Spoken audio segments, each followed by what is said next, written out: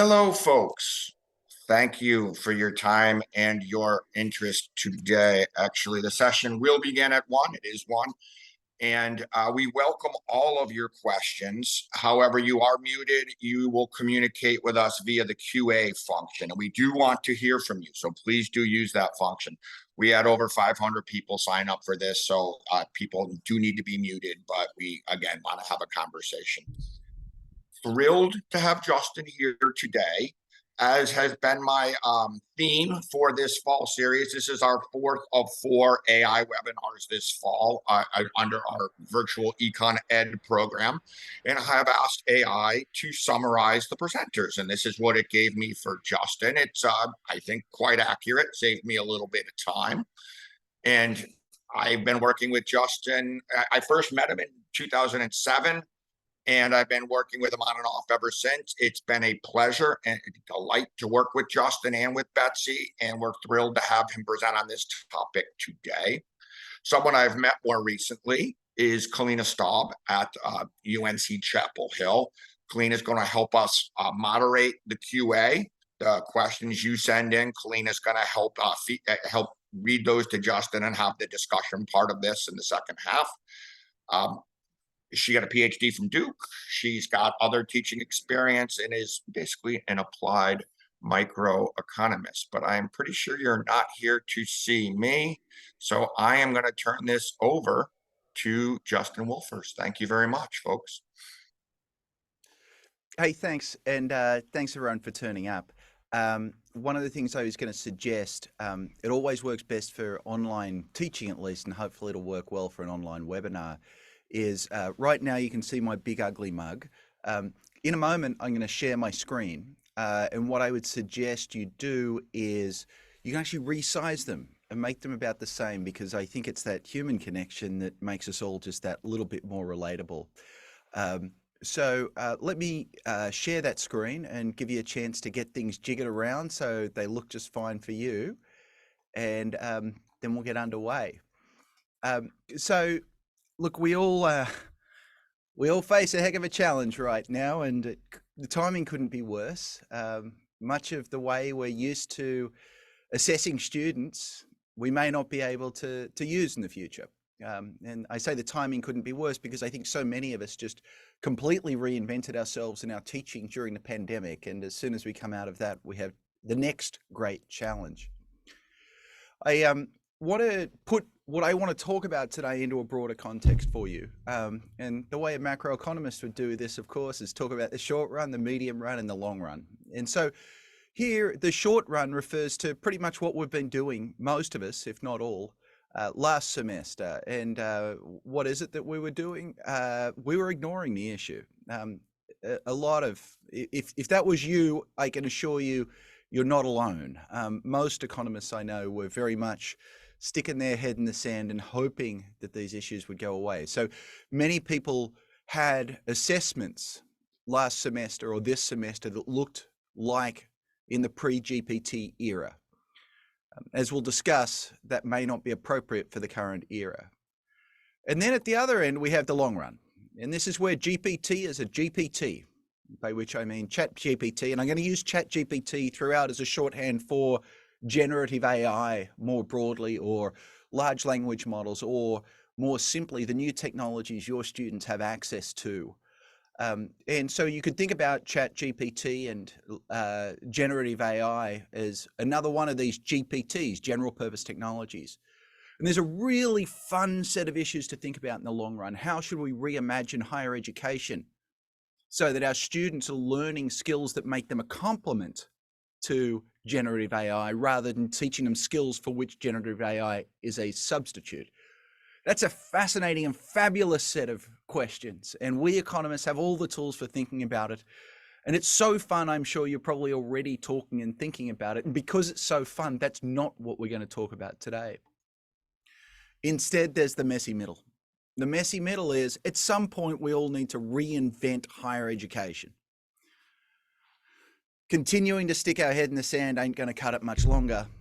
The messy middle is, how are we going to put together our syllabi and our assessment plans for next semester and the semester after that and the one after that as well.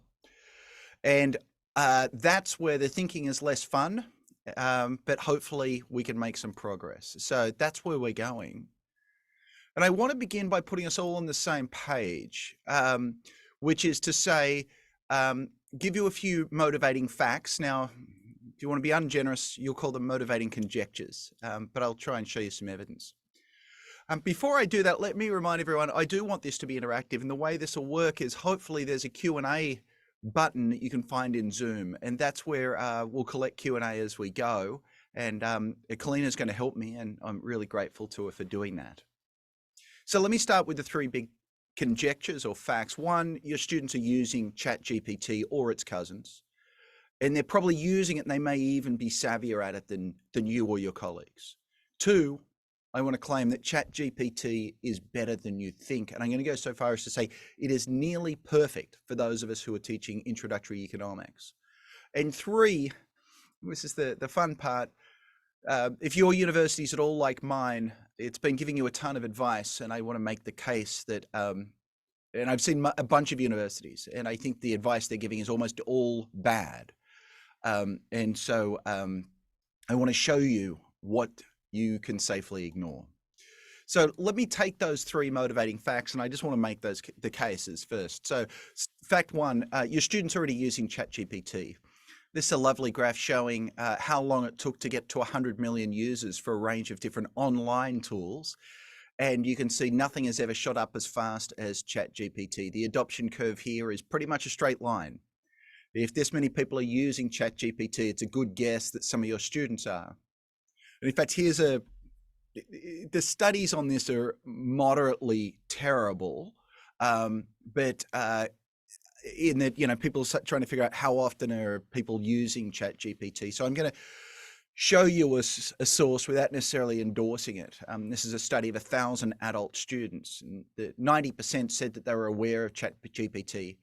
89% said that they'd used it to help with their homework assignments.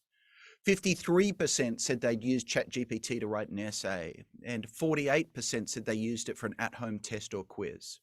And the thing is, that all of this is moving so quickly. This is January 2023, and obviously we're talking now in October 2023. Those numbers may be higher still. There's also qualitative evidence, and so a few education researchers have gone out in the field and just talked to students. These folks talked in depth to about 30 students, and they reported that an ever-growing number of students are turning to AI, this is important, as a first resort for almost everything. And of the 17 students they asked whether they plan to use AI again for academic work, all 17 said yes. So OpenAI has some very satisfied customers. So one, your students are using ChatGPT. Two, ChatGPT is better than you think. It's a somewhat ugly and unhelpful graph. It actually comes from OpenAI, where they took ChatGPT and they had it set a bunch of standardized tests. The one that I found most interesting is the bar exam. GPT 3.5 actually wasn't very good. It did worse than most students on the bar exam, but by ChatGPT 4, it did better on the bar exam than 90% of people on the bar exam. And that 90% number, you see things like this as well for a range of other tests, whether it's the GRE or various AP classes and so on. So this is performing at an extremely high level on a range of standardized tests. There was a student at Harvard who told her professors that she wanted to compare how they would grade ChatGPT versus people. And she said she was going to submit an essay to each of them and ask them to grade it without telling them if it was the computer or her. And it turns out at Harvard, ChatGPT, she actually had ChatGPT submit all the essays. And at Harvard, it got her mostly A's, a couple of B's and one passing grade, and a GPA of 3.57.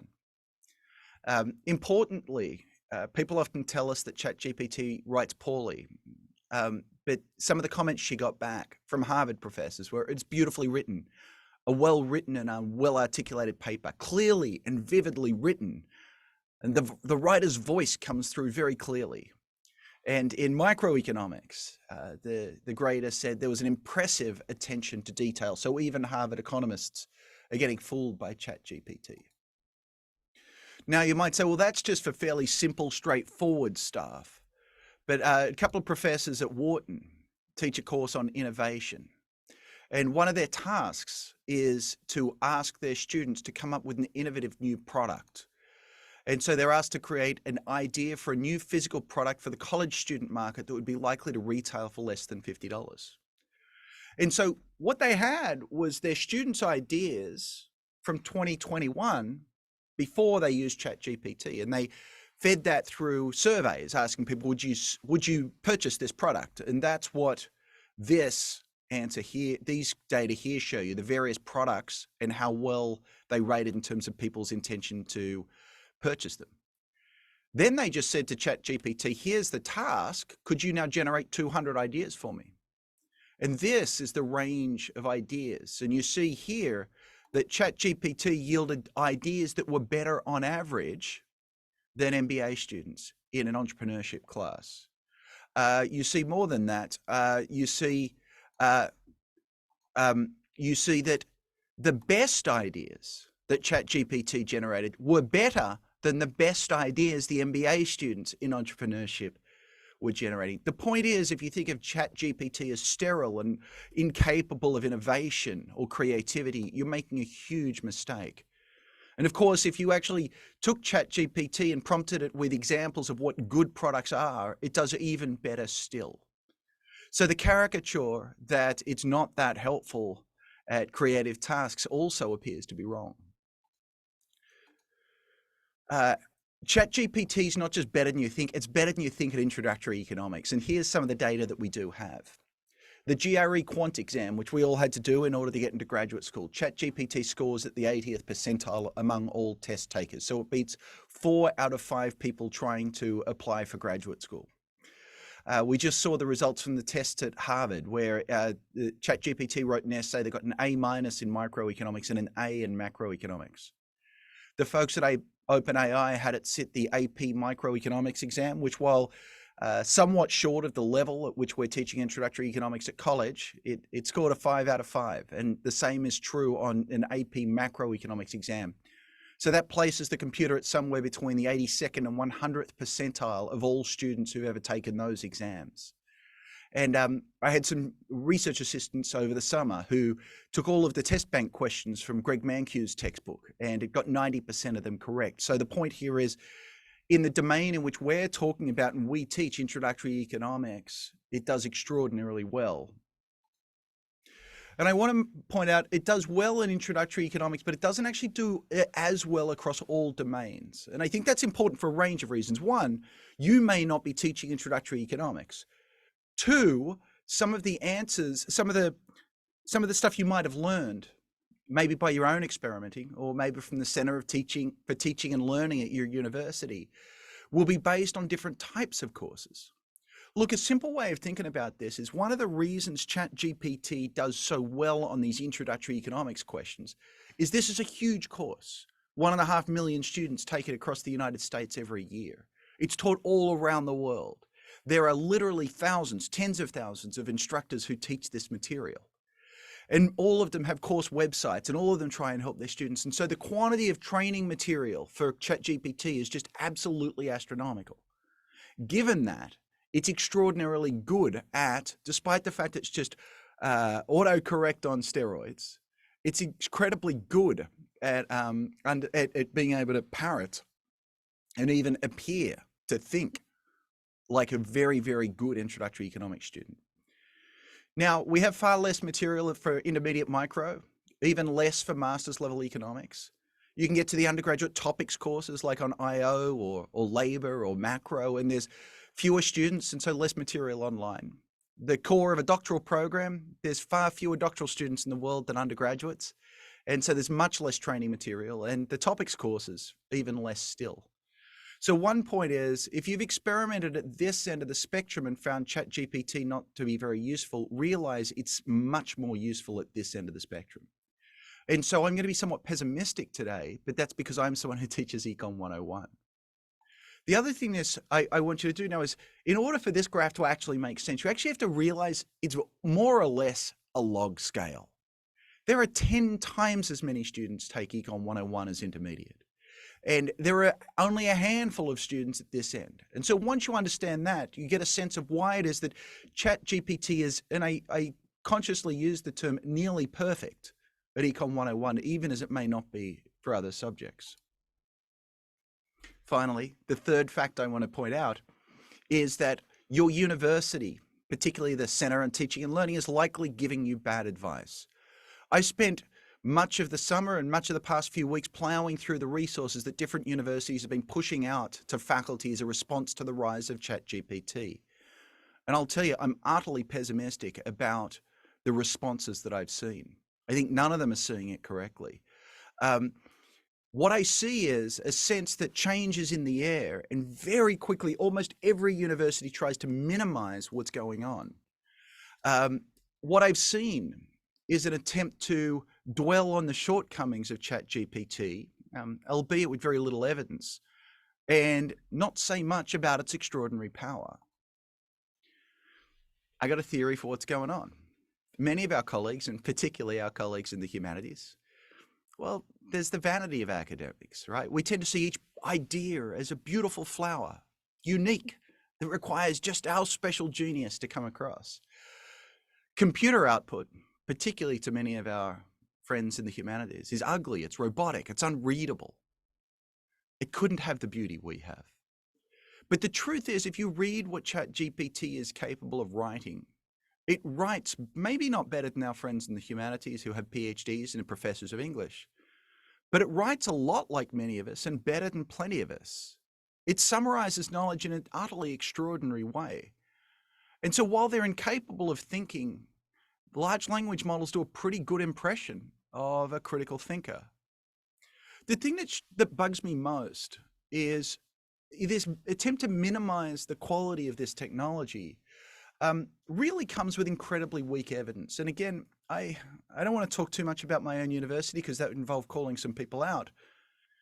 But when a university appoints someone from the Center of Teaching and Learning, so not a technologist, but often a middle-aged technophobe who can't get ChatGPT to do extraordinary things, that says a lot about middle-aged technophobes, not much about ChatGPT, and arguably even less about what our students who are savvy and digital first will be able to do with it.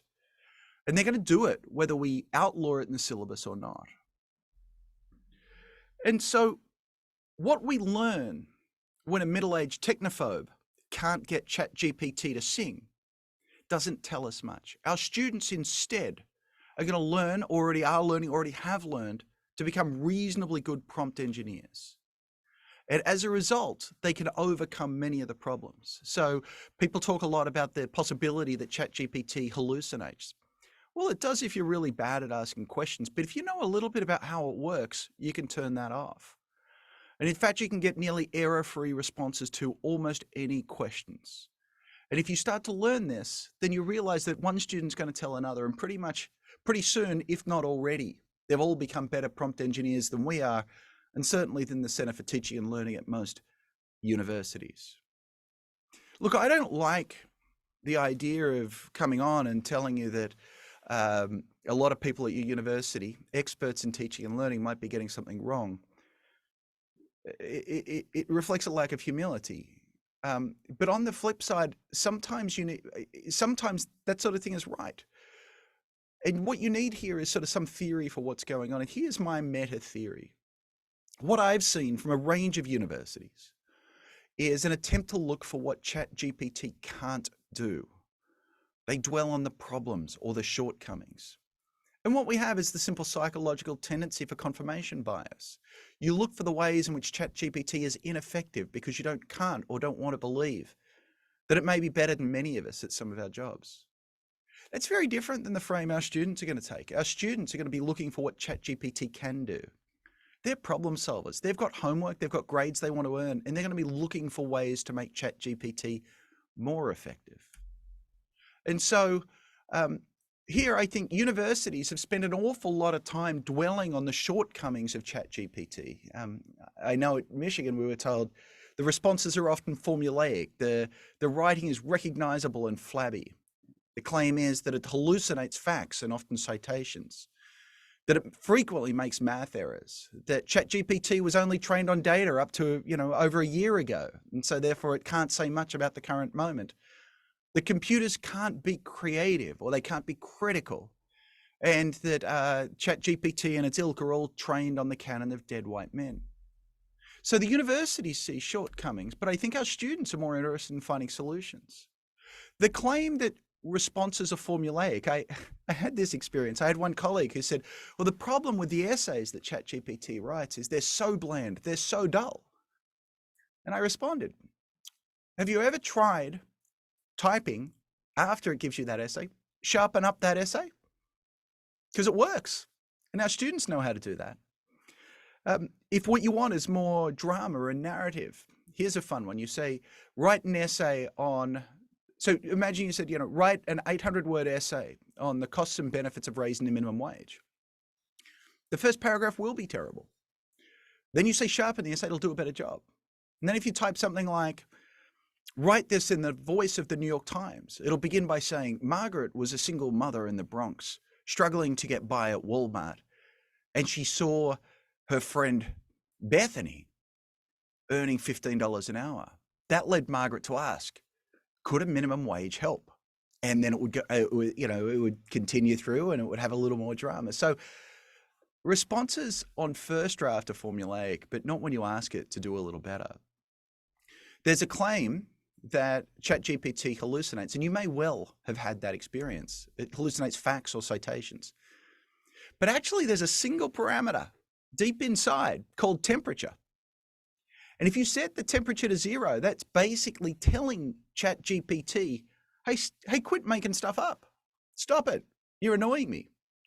And if you set the temperature to 0, you'll discover that the extent of hallucination moves almost to 0 with a well-trained model.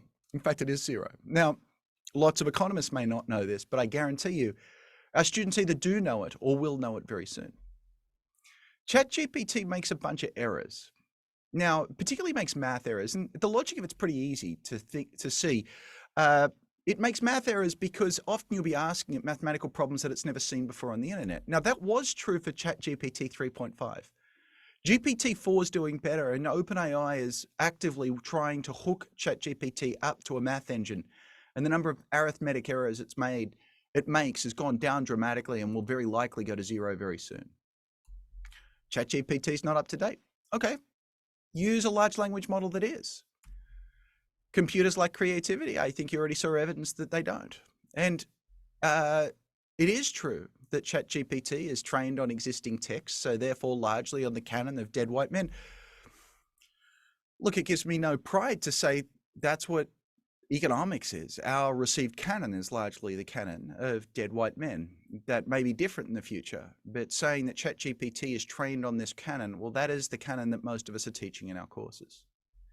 So our students don't find any of the shortcomings the Center on Teaching and Learning might have told you exist. I think more generally, what you see and learn is with a little bit of creativity, what we're currently calling prompt engineering, you can actually get these models to sing in a way that a technophobe likely can't. Okay, let me pause here for a real quick poll. I'm not quite sure how to bring it up. Maybe Mallory can help me. The poll here is simply, maybe I have to stop share. Oh, yeah. I've made the case here that your university is likely giving you terrible advice. Look, I just want to know whether I've brought people along on that, or whether it's better than I've made out or worse than you've made out. So have a go at answering the poll right now if you could.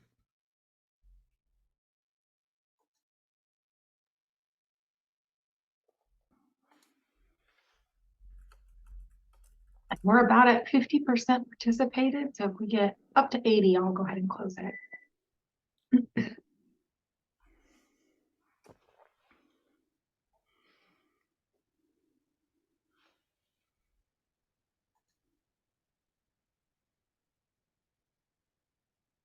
Okay, I'm up to 70%. Justin, you ready to close it? Let's close it, Mallory. I want to see what people are thinking. Okay, so what I've learned from the poll is 47% of people say that my assertion that we're being given bad advice by our universities is roughly correct. And another 28% say that I've actually understated the problem, which I think might even upset the universities even more. So that leaves 5% who say I'm dead wrong. Fair enough. I'm guessing that's someone from the Center on Teaching and Learning. I'm teasing.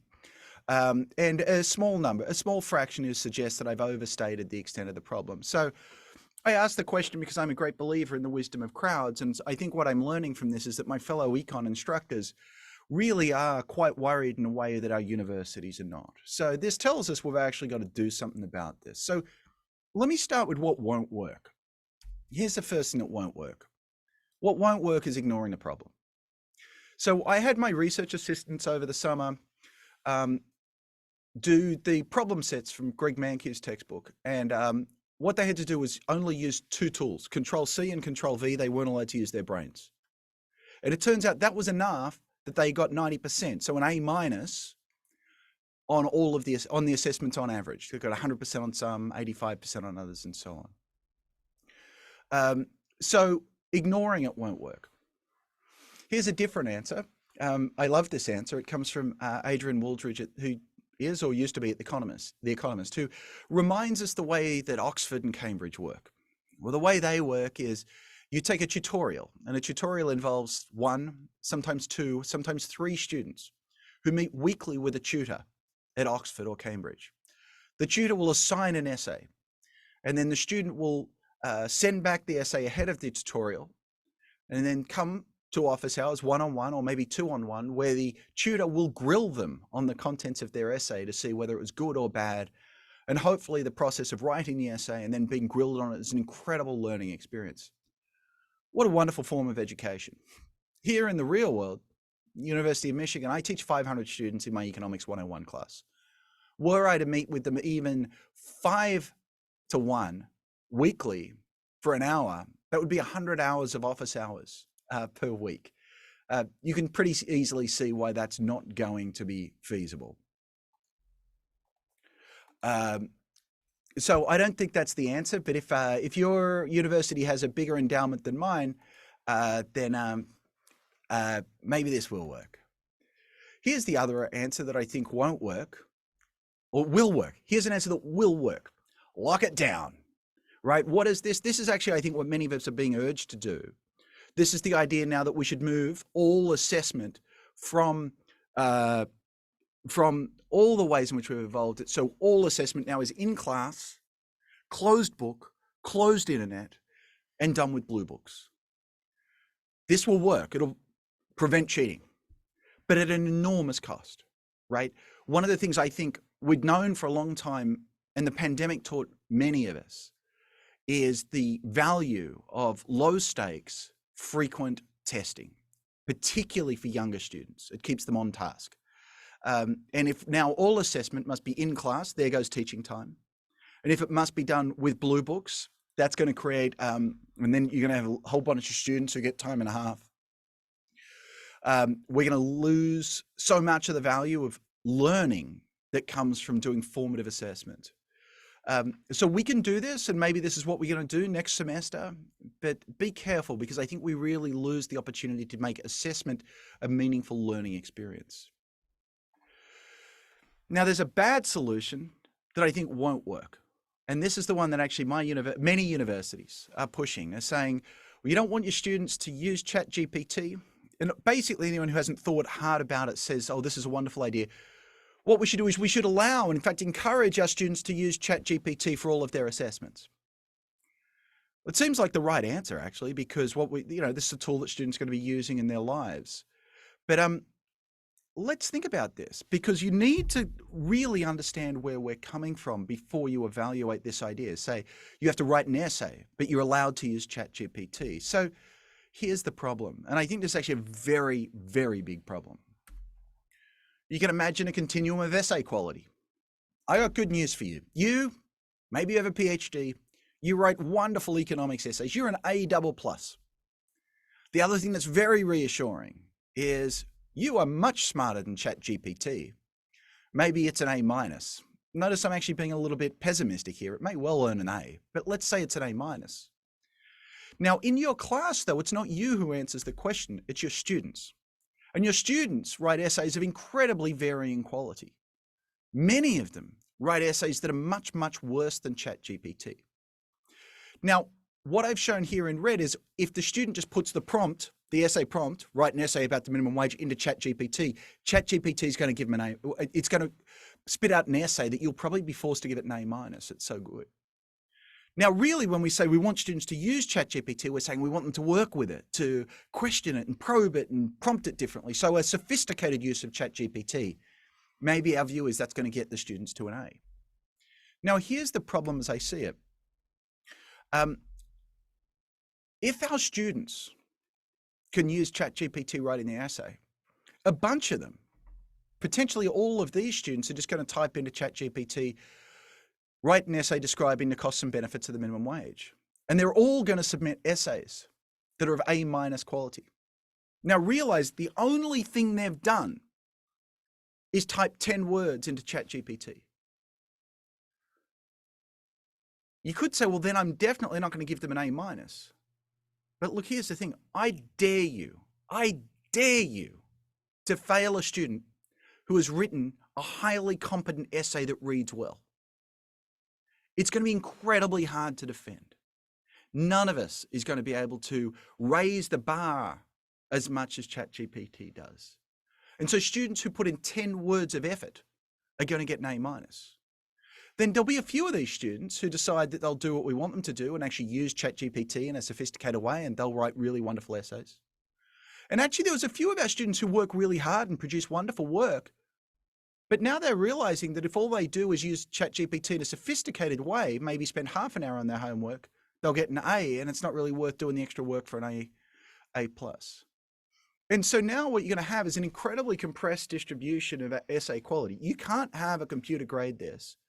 And it's so difficult to tell the difference between a high quality student essay and one that's completely written by ChatGPT. We're basically going to have no choice but to give every student an A, or at worst an A minus in the class. And so now what are the returns for effort? Well, someone who types 10 words into ChatGPT gets an A minus. Everyone else gets an A minus as well, or an A. The returns to effort are so low, everyone just learns to type 10 words into ChatGPT. And that rich learning experience that we're all hoping would happen is not going to occur. So I'm very pessimistic about that approach. Okay. So what I want to do is now give you ways I think that will work, but I want to realize that, you know, the problem as I've said it is really very, very difficult. I'm going to talk about two sets of strategies. One is let's realize that ChatGPT is a foe for many of us, right? It's going to allow our students to cheat. So how can we prevent cheating? And I'm going to try and use some insights from the economics of crime. And then I'm going to talk about how ChatGPT is a friend, how it can help us do a better job with our teaching. So look, think about a student who's sitting there at night. You've just assigned a problem set. Maybe it's the end of chapter questions from my textbook. And they have to decide whether to just do Control C or Control A, select all, Control C, copy, Control V into ChatGPT, and then just select the correct answer without any economics ever going through their head or not. And they think, well, there's that, or I could read the question, think hard about it, use the models I learned in class, and then answer the question. Well, should I do Control C, Control V? The benefits are that I'll save time. It's probably quicker. It also saves cognitive effort. And the other benefit for many students is that ChatGPT is actually better at introductory economics than they are, so they'll get a higher grade. The costs are, if it never goes through your brain, you're not going to learn anything, and you might get caught. So what I want to do now is just take this and put it I want to channel Gary Becker and say, let's put this in an economics of crime model. I'm going to choose to use ChatGPT if the benefit of so doing exceed the cost. The benefit is the time savings I get. It's the extra points I get on my final multiplied by some coefficient that tells me how much better I do by using ChatGPT. And the costs are going to be the probability of being caught multiplied by the punishment I get plus the social stigma and the foregone learning from not having actually taken this stuff seriously. I actually think it's a really helpful framework because now it allows us to pinpoint different strategies that one might use in order to change this cost-benefit calculus. And I'm going to go through a bunch of strategies, and I'm going to go through them, I think, actually from least effective to most effective, which is also the order from the first things people were talking about at the beginning of the GPT era to the ones that we're only just starting to wake up to now. So now, I know when ChatGPT first came out, people spent a lot of time talking about, well, why don't we just use detection software? And so this is, let's raise the probability of the student getting caught cheating. Now, it turns out this just won't work. This had some success with ChatGPT 3. It has no success with ChatGPT 4. There's a paper here showing that a light paraphraser, for which you can use a large language model, applied on top of generative text, can break a whole range of detectors, including the ones that use watermarking schemes and so on. Basically, it doesn't work. The Washington Post got a bunch of students to help them. They fed their assignments in and asked Turnitin, which is now selling its services as a large language model detector, to figure out which ones were real and which ones were done by the computer. And it turns out Turnitin, even if as it's selling its services for very large amounts of money, is actually terrible at figuring out whether an essay is written by a student or by a large language model. In fact, now there's the first of the lawsuits already coming up where schools have accused students falsely. So it's the false positives of cheating. And it doesn't work. It lets too many cheats through, and it catches too many non-cheats. This approach, I think, is totally broken and will be more broken as we make more progress with the large learning models. So I don't recommend that. Now, you could say, well, what we should do is double down on punishment. We should punish cheats more. But already the situation at most universities is that on the books, there's very harsh penalties for academic misconduct. And any instructor on this call who's ever actually gone through the process of charging a student with academic misconduct will probably know that almost all universities back off and don't actually enforce those harsh punishments at all. And it's hard to see that changing anytime soon. The other thing that's worrying is the more that people use ChatGPT, the less will be the stigma of using it. And that is going to reduce the costs of using it. So the problem is even more desperate. So a different thing that you could do is try to render large language models less reliable. By which I mean the gain from using ChatGPT is larger the more often that it's correct. So that says to us, you and I, we want to try and set questions that ChatGPT won't always get right. I'm going to say more about this. So my students over the summer put in all the true false questions from Mankiw's test bank, and ChatGPT got 100% of them correct. So that tells you some questions are some types of assessment are so easy for ChatGPT that the students are going to gain a lot from cheating. When you turn to the multiple choice questions from Mankiw, it got only 83% right, so that reduces the benefit of cheating. Now, we spent a lot of effort on my team creating deeper questions, which really test one's understanding. And so the Stevenson and Wolfers test bank actually manages to get the percent right from ChatGPT down to 77%. Or perhaps put a better way, it manages to get the percent errors for ChatGPT up to 23%. Now, if a student therefore is somewhat unsure and thinks they're about a 75% chance of getting the answer right, they're probably no better off going to ChatGPT if they're looking at the questions that we developed. And that was before we did some more of the work that I'm going to tell you about now. Another thing my students did over the summer is they took all of the questions, the end of chapter questions and so on, from the Stevenson and Wolfers textbook, and they categorized them into different types of questions. And then they punched each of those questions into ChatGPT to see how often ChatGPT led you to the correct answer. And ChatGPT, because it's basically guessing the next word in a sentence, it's that on steroids. When you have fill in the blank questions, it does unbelievably well. It does very well on multiple choice, but less well. And actually, it can't really think graphically. It can't think in terms of moving lines. And so the more one uses those graphically intensive questions, the less well ChatGPT does. I want to warn you, of course, that this is, many of our solutions here, many of us are simply band-aids because the large language models are getting better and better. I see that Jane just asked the question in chat whether I think that this is going to stick at 77% or whether I'll have to continue to rewrite the questions. There's two versions of the answer to that question, Jane. One is that even rewriting the questions, it'll still get 77% right the next time. What we're instead is an arms race to sort of change the type of questions that we're asking. And the thing is, ChatGPT is going to get better and better at all of these forms over time. So these really are only band-aids. There are some other strategies that my research assistants learned where they sort of figured out there are domains where ChatGPT does a less good job. It's not as good at reading graphs and images and tables. Questions that are multi-step questions where you embed some information in the first part that it then uses in the second part.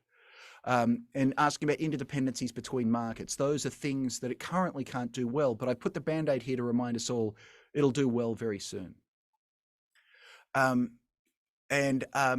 Here's the third strategy. I didn't like this strategy, but my undergraduate research assistants just hammered me and they kept saying, Justin, this is the answer. And I really hated it, but I think they're right. They're saying, find ways to make it more costly to use ChatGPT. They came up with a very simple idea. At the moment, it's very easy for most, when you look at the problem sets for most major publishers, to just do Control-C, Control-V.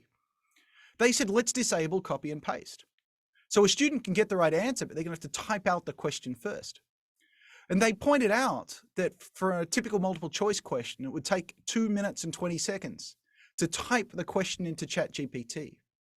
In fact, one of my students he asked his, we took the problem set, we made it impossible to copy paste. We said, use ChatGPT and do the best you can on this problem set. We said that to his roommate, and his roommate said, it was such a pain using ChatGPT, it was much faster to just think, I stopped using it halfway. And so one of the things we've done for all the problem sets with my textbook is we've turned off copy paste.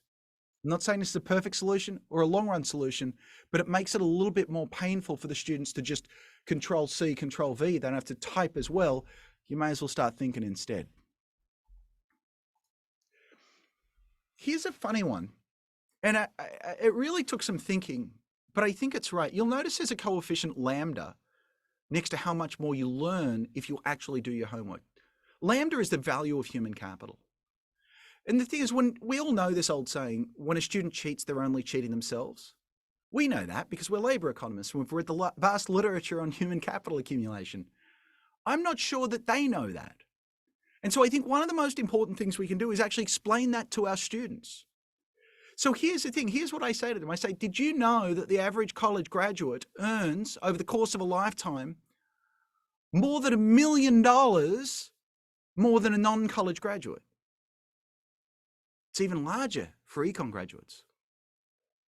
So if you become $1 million richer over 4 years, that must mean you're creating $250,000 of human capital each of the 4 years that you're at this university.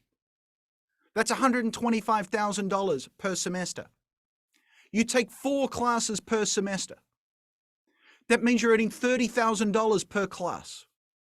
We're going to meet together as a class 30 times. That means each time we meet, you're getting $1,000 richer if you learn what I teach you. And that's the point. I want them to realize these are the highest earning years of their life. I want them to understand the value of human capital. That if they are cheating, they're cheating themselves. That's not a moral statement. That's a statement with 3 zeros at the end of it. Hopefully we can motivate them to actually want to read, want to learn, if we explain to them the value of what we're doing. And then the other parameter there is not just the price of human capital, but the quantity of human capital. For too many of us, the assessments that we give are busy work. They're mindless, they're pointless, they reward simply waking up. But if we both show the students that what they're learning is important and actually teach them stuff that is important, then they're really going to start to believe us that it's worth doing the work. This is one of the reasons that my team has a no BS rule. And the rule is this: if you say to a student, you know, the standard question about blah, blah, blah, something, something widget factory, What you've just said to them is, at the end of all this work that I've just had you do, I can't even think of a single real world example for which this would be useful. And I think that's terrible. And so what we want to do instead is embed these questions in the real world. Okay, let me just spend 5 minutes with a final idea. And I've been working with the Macmillan team, and it's been such a joy to do this. And this is the idea that we can enhance learning by using ChatGPT as a friend. And so let me see if I can share the appropriate screen now. I think this is it. I have so many screens here right now. And I want to come over here and I want to show you, say, which one do I want to use? I want to show you a standard question that we might ask.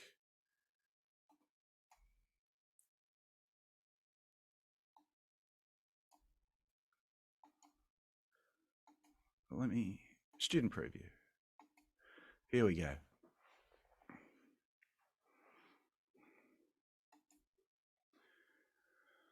So here's a question about externalities.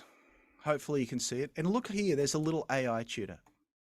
And what's great is I can say to it things like, please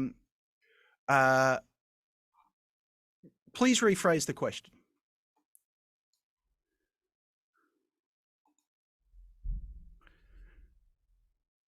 And it's going to help me. Or I can say to it, explain the main concepts.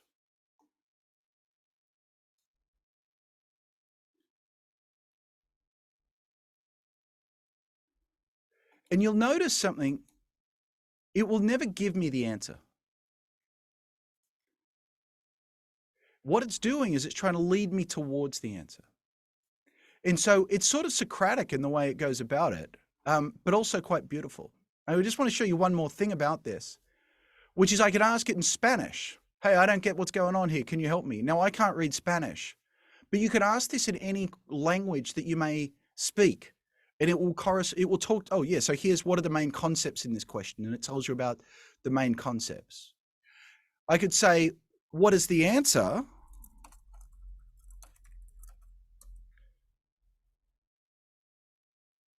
And it refuses to answer. So you can't use this to cheat, but you can use it to get closer. And so I think this is a way of making our assessments a whole lot more rewarding.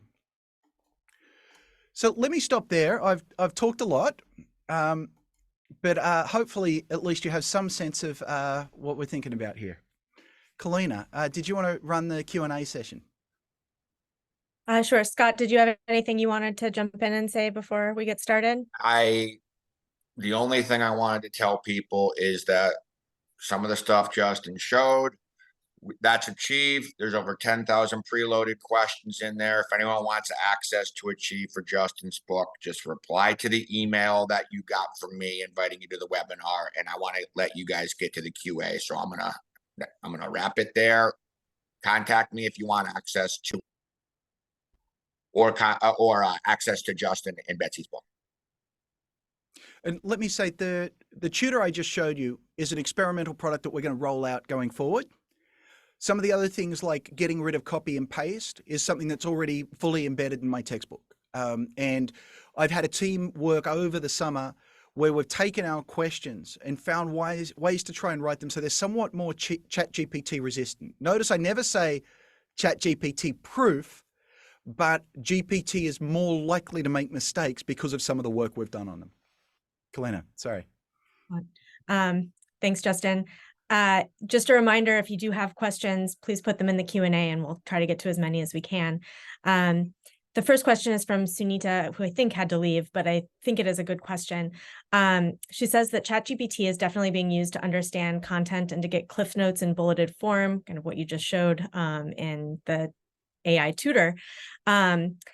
But she said that this makes textbooks, including ebooks, unnecessary. Do you have any thoughts about the future of course delivery, especially with respect to the concept of concept introduction and exploration?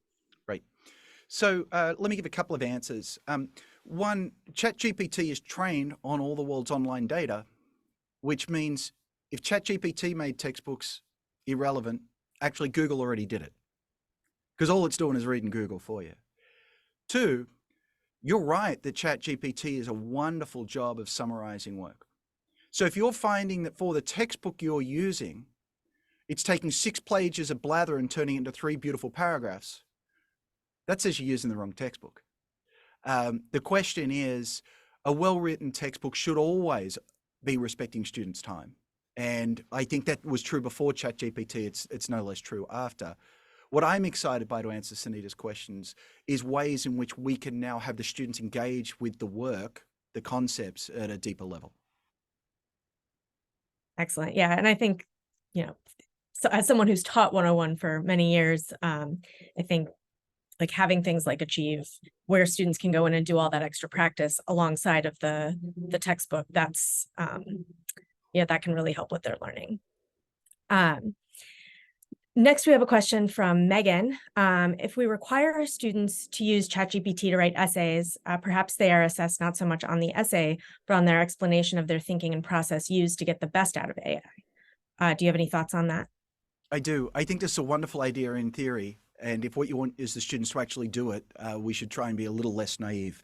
And I know that's a little direct, Megan, but what I want you to do is type into ChatGPT, write me an 800-page essay about the pros and cons of raising the minimum wage.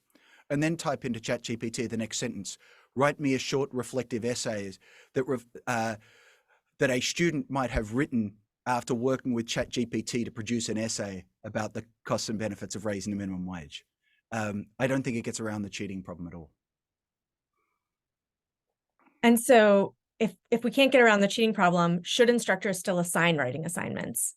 Should we care whether students are using AI to write their papers or not? I think part of that is, let me give you 2 answers. One is, I began this talk by saying there's the messy middle and the long run. In the long run, we need to redesign education so that it's a complement to ChatGPT, to large language models.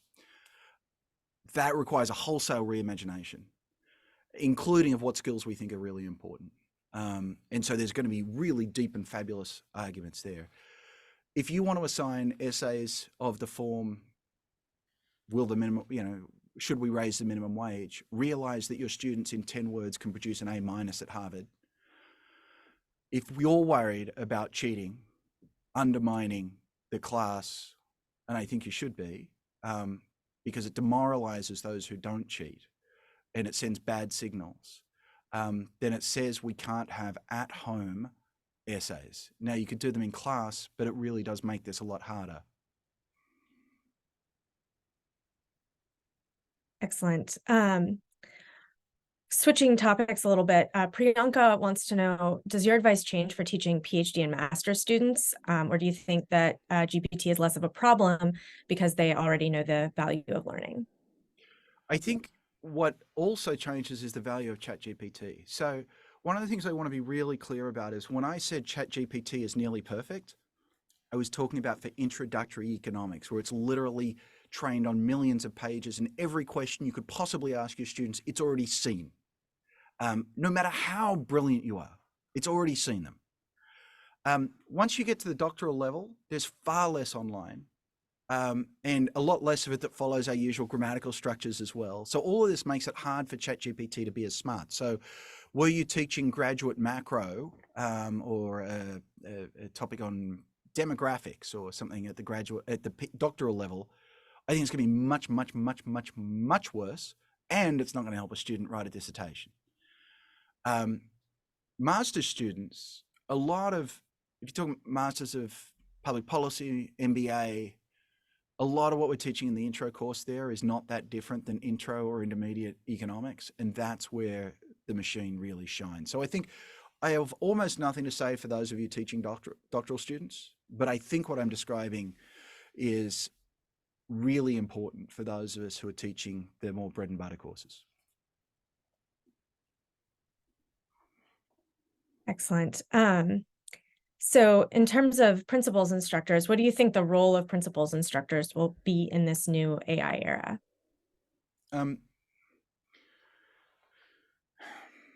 So we've had about 1 trillion technologies that have threatened to revolutionize higher education. From the printing press to computers, to the internet, to AI, also to the rise of multimedia. And the prediction has always been, do we really need 10,000 people teaching this subject 10,000 different ways? And for 800 years, the basic form of what we do has not changed. So if you're tempted to say there's a revolution coming, I'm tempted too. I think it's very exciting technology. But realize that it's a graveyard littered with similar predictions. And at a minimum, you can say that universities move slowly. Look, let me instead just give advice to those of us who do teach introductory economics. This thing could come for our jobs. Those of us who teach intro, think about what we do. We're very good at distilling an enormous amount of very difficult material and making it simple. What's ChatGPT good at? Distilling an enormous amount of very complicated material and making it simple. So it's coming for us. Here's the simple advice.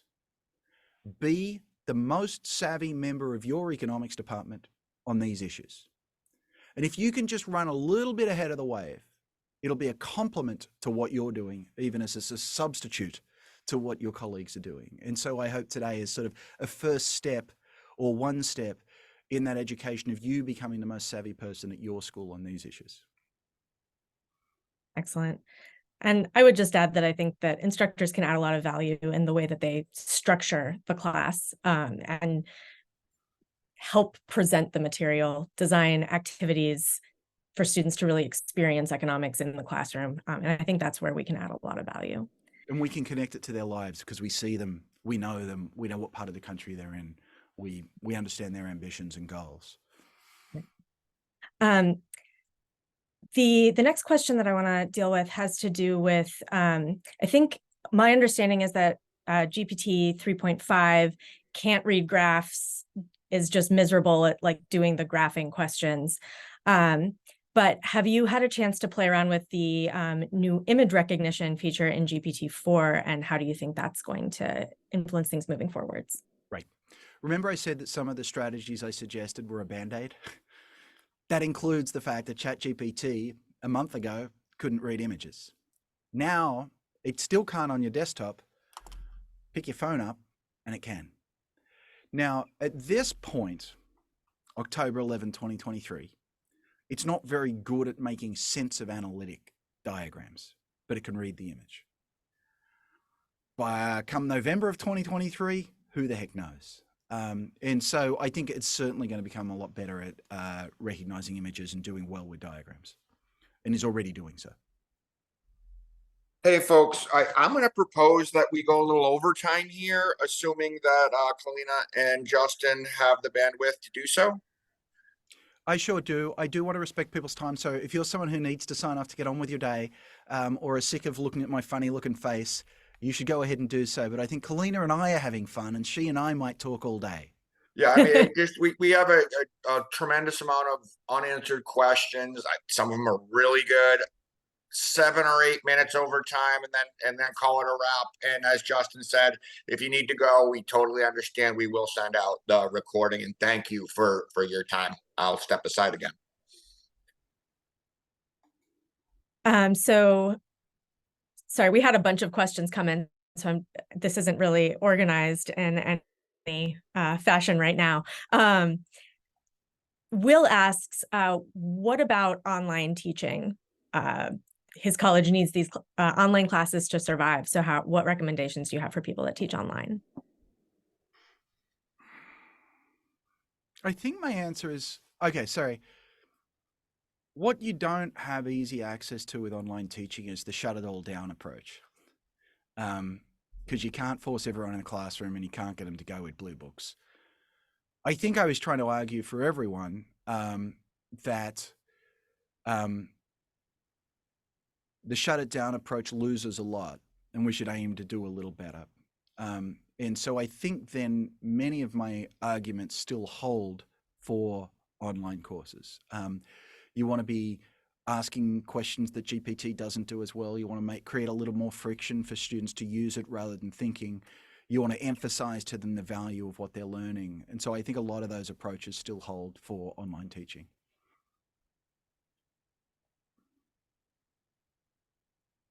Excellent. Have you tried assigning students the task of writing a prompt relevant to a chapter and have them post responses on a discussion board where they can't repeat a prompt already posted? I've not tried that.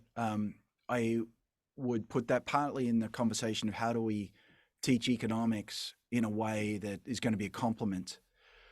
But what I'm not prepared to do, what I believe is true today, by the way, let me say this. What I believe is true today, and the Harvard experiment or stunt, whatever you want to call it, bears this out, is if you learn a little bit of prompt engineering, you can get a degree from Harvard. I think that's true. I am not prepared. I think that's not good enough. I'm not prepared to say all you need is a 1-week prompt engineering course and then we'll let you get a BA. So I see the value as part of that longer run project of figuring out how best to use this. But I am an economics teacher and I love our field. And I think that every day, not only me, but my students live better, richer, fuller lives because they understand the world around them because of the tools we taught them. And I'm not prepared to trade that in for a degree in prompt engineering. So a lot of these questions seem to be around the reducing cheating side of the of what we've been talking about. Have you tried asking students to provide a reasoning for their choice of answers? And do you think that that would reduce cheating? I think Achieve has that feature where you can require them to provide a reasoning. Yes. You can require this all you like, just don't expect it to stop cheating. Because what you do, instead of saying the demand curve slopes blank, you type into ChatGPT, which way does the demand curve slope, and explain your reasoning. And ChatGPT can do that. So there's an enormous array of strategies. Actually, instead of saying this, let me tell you a story. I started the beginning of this summer thinking, I'm going to figure out all the ways in which ChatGPT fails. I'm going to find all its blind spots. And I worked with a team of some of my smartest undergraduates. And I talked to all of the econ friends that I have in town. And I said, hey, what do you think? So we thought, what about having them write reasons? What about having them, write essays that are reflection papers on how they got ChatGPT to work? And it turns out every one of these things, ChatGPT is really good at. It's really good at writing a reflection essay on the way in which I use ChatGPT. And so it turns out that in 20 words of text, I can generate a full assignment that looks like it was a 4-hour paper trail. It turns out it's really good at providing reasons. Some people said, well, maybe what we need to do is write questions that embed more reality. So rather than saying, does the demand curve slope up or down, we say, Justin was in Ann Arbor and went to the local pizza shop called, I forget what our local pizza shop's called. And the price of pizza rose, so he bought fewer pizzas. What does this tell us about demand? And, we could have it mention 17 different streets in Ann Arbor and 8 different pizza chains and really try and confuse the heck out of it. But guess what? ChatGPT saw straight through it. And so many of the strategies that one might think of, including many of them that are being recommended to us by our Centers for Teaching and Learning, don't work. And I just want to make people aware of that. So if there's one thing I've done today is either depress or scare you, then you probably took away the right answer. Someone asked if you would recommend using verbal assessments in principals classes. And I'm just going to take this one really quick as somebody that teaches 600 students a semester. There's no way that can work at scale. Right. So look, all of us teach different numbers of students. I teach 500, so I teach a small class compared to you, Kalina. For folks who are teaching 20 to 30 in a room, there's a lot more you can do. And I've not gone there because that's not the problem that I've been trying to answer. The Oxford-Cambridge answer you know, of having 2 people come by and talk about their essays one-on-one with you isn't going to scale even to 30. But there are much simpler versions of that, right? It could be that you do 2 big lectures and then someone has to write a response essay and defend it in front of the class. And can you make that a useful teaching? And once they defend it, the computer is not in front of them anymore. And so if their defense is, I don't know, that's what ChatGPT said, they get a terrible grade. And if the defense is, that's what Milton Friedman said, and let me explain the reasoning and blah, blah, blah, maybe they get a pretty good grade. Well, that's what John Maynard Keynes said, and let me explain Keynes's reasoning. So there are partial answers. You could think about this as a little bit like a mixed strategy. We don't have to check everything all the time, but if we check something some of the time, that might change the incentives.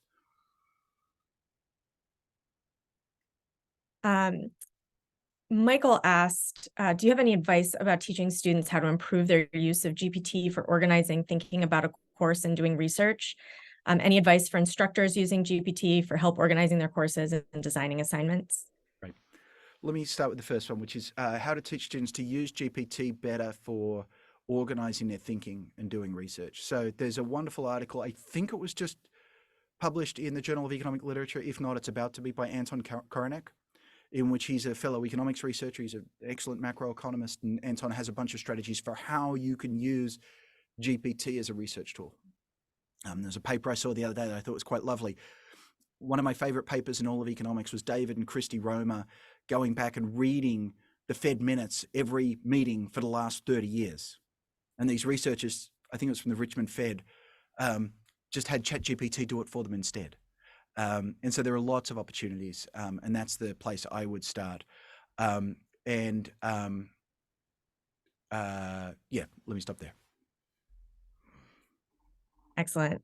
And do you have any advice for instructors on how we can use it to make our courses better? Oh, yes, sorry. And that's actually a broader thing. So my friends at Macmillan are actually working on a new tool, which is really cool, which is you can send them your current syllabus and it will take my textbook and it will send it back to you with all the readings that you should assign. There's about 1 million. You don't need to do that, but let me give the simplest form of advice. Spend 48 hours where everything you do at your desk, think to yourself, how would I do this using ChatGPT, and try it out. At the 49th hour, I guarantee your mind will be blown and you will have answered your own question. Wonderful.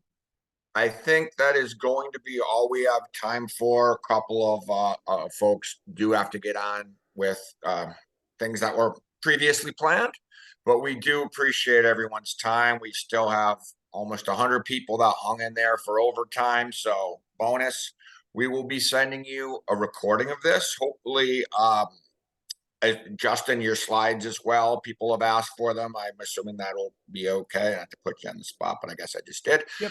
And as always, folks, we will continue to try to provide events that, you know, seek to give thought leadership to these issues, not necessarily just AI, but whatever comes up.